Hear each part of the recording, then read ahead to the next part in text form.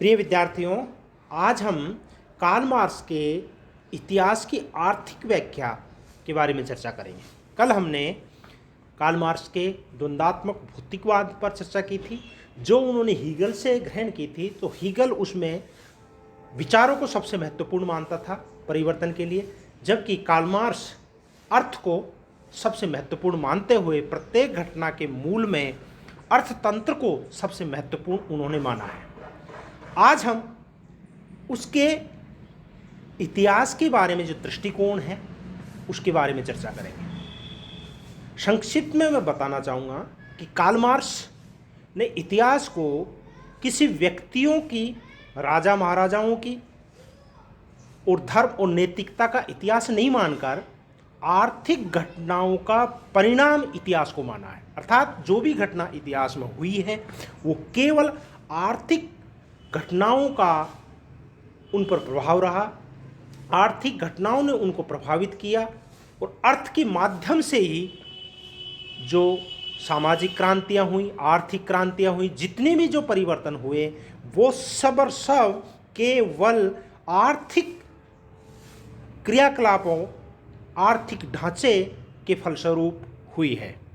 इस आधार पर हम कार्ल मार्क्स को इतिहास की आर्थिक व्याख्या को समझ सकते हैं। वास्तव में द्वंद्वात्मक भौतिकवाद का सिद्धांत को समसामयिक विकास के संबंध में प्रयुक्त करना इतिहास की आर्थिक व्याख्या है। मार्क्स उन इतिहासकारों से सहमत नहीं है जिन्होंने इतिहास को कुछ विशेष और महान व्यक्तियों के कार्यों का परिणाम माना है। मार्क्स के विचार में इतिहास की सभी घटनाएं आर्थिक व्यवस्था में होने वाले परिवर्तनों का परिणाम है। अर्थात आर्थिक व्यवस्था में जो भी परिवर्तन होगा उसके माध्यम से ही इतिहास को समझा जा सकता है। किसी भी राजनीतिक संगठन अथवा उसकी न्याय व्यवस्था का ज्ञान प्राप्त करने के लिए उसके आर्थिक ढांचे का ज्ञान नितांत आवश्यक है। मानवीय क्रियाएं नैतिकता, धर्म या राष्ट्रीयता से नहीं वरना आर्थिक तत्वों से प्रभावित होती है। स्वयं मार्क्स के शब्दों में सभी राजनीतिक, सामाजिक और बौद्धिक घटनाएं मूल रूप से भौतिक अवस्था से उत्पन्न होती है। इस आधार पर हम कह सकते हैं कि कार्ल मार्क्स ने आर्थिक व्यवस्था को सबका मूल आधार माना। अपने विचार को आगे बढ़ाते हुए उन्होंने कहा है कि इतिहास को 6 अवस्था में विभाजित किया जा सकता है। उनमें से 4 अवस्थाओं ने समय समाप्त कर लिया है, जबकि 2 अवस्थाएं अभी आनी बाकी है। ये 6 अवस्थाएं इस प्रकार है। पहली है आदिम साम्यवादी व्यवस्था, दूसरी है दास अवस्था, तीसरी है सामंतवादी अवस्था, चौथी है पूंजीवादी व्यवस्था, पांचवी है श्रमिक वर्ग के अधिनायकवादी की अवस्था और लास्ट है साम्यवादी अवस्था। इसमें हम प्रथम को इस तरह से समझ सकते हैं, आदिम साम्यवादी अवस्था। यह वह पहली अवस्था थी जिसमें उत्पादन के तरीके बहुत सरल थे। पत्थर के औजार थे, धनुष बाण का उत्पादन मुख्य साधन थे। शिकार करना, मछली करना, वनों से कंद मूल फल खाना, ये आदि थे। व्यक्ति झुंड बनाकर रहते थे और सामूहिक संपत्ति थी। इस अवस्था में न तो निजी संपत्ति थी, न ही विवाह प्रथा थी, न ही परिवार था। सब समान थे, कोई किसी का शोषण करने की स्थिति में नहीं था। इसलिए मार्क्स के द्वारा इसे साम्यवाद की अवस्था कहा जाता है। अर्थात आदिम साम्यवाद जिसमें किसी तरह का ऊंच नीच भेदभाव, निजी संपत्ति का किसी प्रकार का कोई अस्तित्व नहीं था। दूसरी है दास अवस्था। धीरे धीरे भौतिक परिवर्तनों आए गए। जब व्यक्ति ने खेती और पशुपालन करने लगे तो उनमें निजी संपत्ति का विचार उदय हुआ और श्रम विभाजन जैसी अवस्था का भी उदय हुआ। जिन व्यक्तियों के द्वारा उत्पादन के साधनों जैसे भूमि पर अधिकार कर लिया गया, वे दूसरे व्यक्तियों को अपना दास बनाकर उन्हें बलपूर्वक काम कराने लगे। इस प्रकार आदिम समाज की स्वतंत्रता और समानता समाप्त हो गई। समाज स्वामी और दास के 2 अलग अलग वर्गों में विभाजित हो गया। स्वतंत्रता और समानता का विनाश होने के फलस्वरूप शोषण प्रारंभ हुआ। आर्थिक क्षेत्र में इस अवस्था के अनुरूप ही राजनीतिक संगठन स्थापित हुए और दर्शन और साहित्य की रचना हुई। थर्ड नंबर की सामंतवादी व्यवस्था। जब उत्पादन के साधनों में उन्नति हुई, लोहे के हल, करगे आदि के चलन हुआ, कृषि और बागवानी और कपड़े बनाने के उद्योगों का विकास हुआ, उत्पादन के साधनों का सफल प्रयोग के लिए जरूरी था श्रमिक अपना कार्य रुचि और योग्यता के साथ करे, अतः दास प्रथा के स्थान पर नवीन प्रकार के उत्पादन संबंध कायम हुए जो सामंती व्यवस्था के नाम से जाने जाते। इस सामंती व्यवस्था के अंतर्गत समस्त भूमि उत्पादन के साधनों के स्वामी होते थे, अतः भूमि पर खेती और दस्तकारी का कार्य किसान और श्रमिक करते थे। किसानों पर सामंतों का नियंत्रण और दास प्रथा की तुलना में अपेक्षाकृत कम था, किंतु इस अवस्था में शोषण इतना भयंकर था जितना कि दास अवस्था में नहीं था। इस अवस्था में शोषकों और शोषितों का संघर्ष निरंतर चलता रहा। उसके बाद में आती पूंजीवादी व्यवस्था।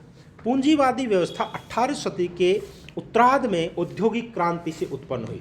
इसमें उत्पादनों के साधनों में आमूलचूल परिवर्तन हुए। इस अवस्था में पूंजीवाद के अंतर्गत पूंजीपति उत्पादन के साधनों के स्वामी होते थे, लेकिन वस्तुओं का उत्पादन का कार्य श्रमिक द्वारा किया जाता था। वस्तुओं का उत्पादन बहुत बड़े पैमाने पर किया जाता है।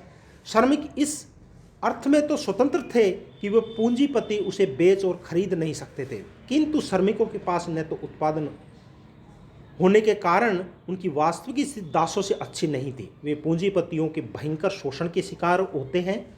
इस अवस्था के परिणाम स्वरूप दो वर्ग, बुजुर्गा शोषक वर्ग और सर्वहारा शोषित वर्ग के बीच संघर्ष की स्थिति उत्पन्न हो जाती है, जो अपने चरमोत्कर्ष पर पहुंचकर पूंजीवादी व्यवस्था को समाप्त कर देती है। मार्क्स का कथन है कि पूंजीवादी युग के उत्पादन को संबंधों के अनुरूप ही इस युग की राजनीतिक व्यवस्था, नैतिकता, कला और साहित्य और दर्शन आदि को उत्पन्न किया जाने लगा। 5th नंबर की है श्रमिक वर्ग के उत्पादन, श्रमिक वर्ग के अधिनायकवादी की अवस्था। मार्क्स के अनुसार पूंजीवादी अवस्था में द्वंद्वात्मक भौतिकवाद के अनुसार प्रतिक्रिया होगी। इसके परिणाम स्वरूप ऐतिहासिक विकास की 5वीं अवस्था श्रमिक वर्ग के अधिनायकवादी की अवस्था आएगी। इस युग में श्रमिक वर्ग उत्पादन के समस्त साधनों पर अधिकार करके पूंजीपति का अंत कर देगा और श्रमिक वर्ग का अधिनायकत्व स्थापित हो जाएगा। पूर्व अवस्था और इस अवस्था में अंतर केवल इतना होगा कि दास अवस्था और सामंती अवस्था और पूंजीवादी अवस्था में तो अमूलचूल अल्पसंख्यक वर्ग जो उत्पादनों के स्वामी होते हैं, बहुसंख्यक वर्ग श्रमिक वर्ग का शोषण करता है, लेकिन इस अवस्था में बहुमत श्रमिक वर्ग के द्वारा पूंजीपति वर्ग के अवशेष तत्वों के विरुद्ध राज्य शक्ति का प्रयोग करके उन्हें पूर्णतः समाप्त किया जाएगा। अर्थात श्रमिकवादी जो अधिनायकवाद होगा, जिसमें श्रमिक वर्ग सबसे अधिनायक होंगे, राज्य पूंजीपतियों के विरुद्ध कार्य करेगा और पूंजीपतियों की जो नामो निशान है उनको मिटाने का कार्य करेगा। साम्यवादी अवस्था। पूंजीवादी तत्वों के पूर्ण विनाश के पश्चात मानवीय इतिहास की अंतिम अवस्था साम्यवादी अवस्था अर्थात राज्यविहीन, वर्गविहीन समाज की अवस्था आएगी, जिसमें न तो कोई राज्य होगा न कोई समाज होगा। और ऐसी अवस्था में दो लक्षण होंगे, वह समाज राज्यविहीन और समाजविहीन होगा। उसके अंतर्गत शोषक और शोषित इस प्रकार के दो वर्ग नहीं, वरना एक वर्ग श्रमिकों का वर्ग होगा, दूसरा वर्गीय संस्था होगी। अतः वर्गविहीन समाज में राज्य स्वतः ही लुप्त हो जाएगा। जबकि दूसरी विशेषता यह है कि इस समाज के अंदर वितरण का सिद्धांत होगा, प्रत्येक अपनी योग्यता के अनुसार कार्य करे और उसे आवश्यकता के अनुसार प्राप्त हो।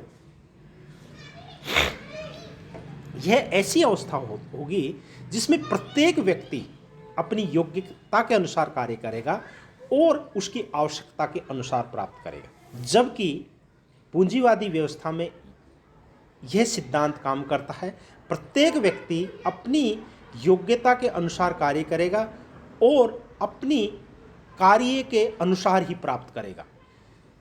इतिहास की आर्थिक व्याख्या की हम निम्न आधार पर विशेषताएं बता सकते हैं। पहली है, सामाजिक जीवन के परिवर्तन ईश्वर की इच्छा और महापुरुषों के विचारों और कार्यों का परिणाम नहीं होते, बल्कि सामाजिक विकास एक निश्चित नियम के अनुसार होता है।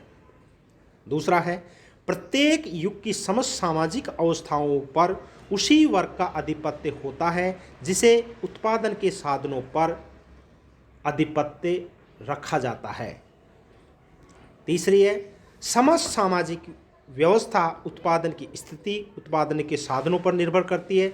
उत्पादन परिवर्तन हो जाने पर विद्यमान राज्य शोषक वर्ग की आवश्यकताओं को पूरा नहीं कर पाता और इसलिए राज्य की प्रकृति में ही परिवर्तन हो जाता है। चौथा है, वर्ग संघर्ष मानवीय इतिहास की कुंजी है। दास युग से लेकर श्रमिक वर्ग के अधिनायक तक वर्ग संघर्ष ने सामाजिक अवस्थाओं को परिवर्तन करने का कार्य किया है, लेकिन साम्यवादी युग में वर्गविहीन समाज की स्थापना से वर्ग संघर्ष की यह प्रक्रिया समाप्त हो जाती है। लास्ट है, मार्क्स अपनी इतिहास की आर्थिक अवस्था के आधार पर पूंजीवाद के अंत और साम्यवाद के आगमन की असंभावनाओं को व्यक्त करता। अर्थात कार्ल मार्क्स ने जो इतिहास की व्याख्या आर्थिक व्यवस्था के आधार पर की, उन्होंने कहा कि प्रारंभ में व्यक्ति किस तरह से अपना कार्य करता था, धीरे धीरे वो शोषण के जंगल में फंसता गया, लेकिन जैसे ही सर्वहारा वर्ग की संख्या बढ़ेगी वह पूंजीपतियों के विरुद्ध आवाज़ उठाएगा, क्रांति करेगा, रक्त वाली क्रांति करेगा, जिसके फलस्वरूप राज्य नष्ट हो जाएगा और सब पहले वाली साम्यवादी व्यवस्था आ जाएंगी। न व्यक्ति का शोषण होगा, न किसी तरह की कोई व्यवस्था होगी। इस आधार पर वह इतिहास की व्याख्या आर्थिक व्यवस्था के आधार पर करता है, अर्थात आर्थिक नियतवाद के आधार पर इतिहास को समझा जा सकता है। इसकी निम्न आधार पर हम आलोचना कर सकते हैं। पहले ये कह सकता है कि कार्ल मार्क्स ने आर्थिक तत्वों को अत्यधिक बल दिया। उन्होंने कहा कि इतिहास में केवल आर्थिक आधार पर परिवर्तन होता है, लेकिन वास्तविक रूप से इतिहास महापुरुषों का योगदान, निर्णायक सहयोग के माध्यम से भी इतिहास परिवर्तन हुए हैं और ऐतिहासिक घटनाओं को अर्थ के आधार पर समझना, केवल अर्थ के आधार पर समझना हमारी भूल होगी। और जो उन्होंने इतिहास का कालक्रम बताया वह भी ठीक नहीं है, क्योंकि पूंजीवाद का अंत जिस तरह से वो बता रहा है उस तरह से नहीं हो सकता, क्योंकि पूंजीवाद ने धीरे धीरे श्रमिक वर्ग को कल्याण के लिए कार्य करना चालू कर दिया। और उन्होंने बताया कि राजनीतिक सत्ता का एकमात्र आधार आर्थिक सत्ता है, जो कि गलत है, जबकि राजनीतिक सत्ता को हथियाने के लिए अर्थ का होना जरूरी नहीं है। उसमें मानवीय चेतना, पोप, धर्मगुरुओं का, सैनिक शासन आदियों का भी महत्वपूर्ण योगदान होता है।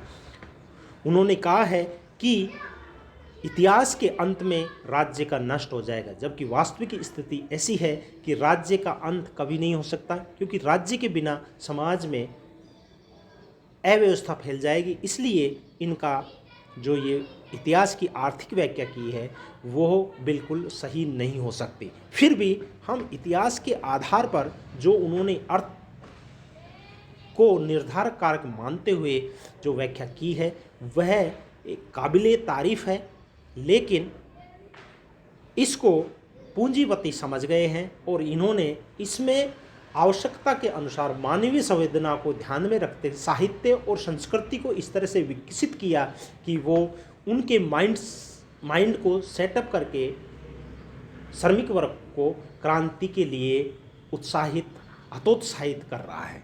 धन्यवाद। जय हिंद, जय भारत।